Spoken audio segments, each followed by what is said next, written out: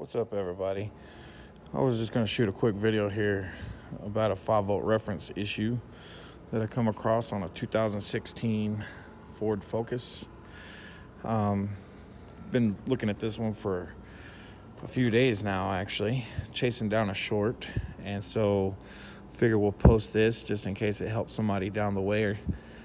Basically, multiple codes for all of your sensors that run a 5-volt reference: fuel pressure sensor, cam sensors, map sensor, AC sensor. And with a scenario like that, you know that there's got to be an issue with voltage or ground. It won't be singled out to a return circuit. So some of the issues I found with the Ford Focus myself from this year model is the location diagrams are not very accurate. As right here, it says crankshaft position sensor. Well, it's actually located in the front of the engine. It also shows that your splice 161 is located here. It is not. It is actually in this main section of harness. I did find that, but in either way, to get down with it, I did have a short to ground on my 5-volt reference, and it did vary in resistance. And you can see right here, I'm showing 148 ohms.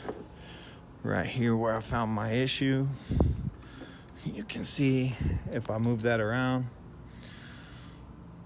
well, that's pretty sharp. I'll let it go, I can move it. There it is.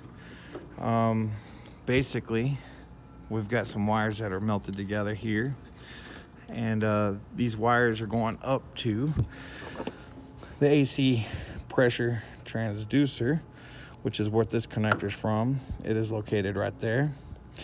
And the cause of this damage, believe it or not, is this intercooler fan. Anytime you have a mechanical resistance, as I like to call it, it will build high heat. Of course, you're going to spike in amps anytime.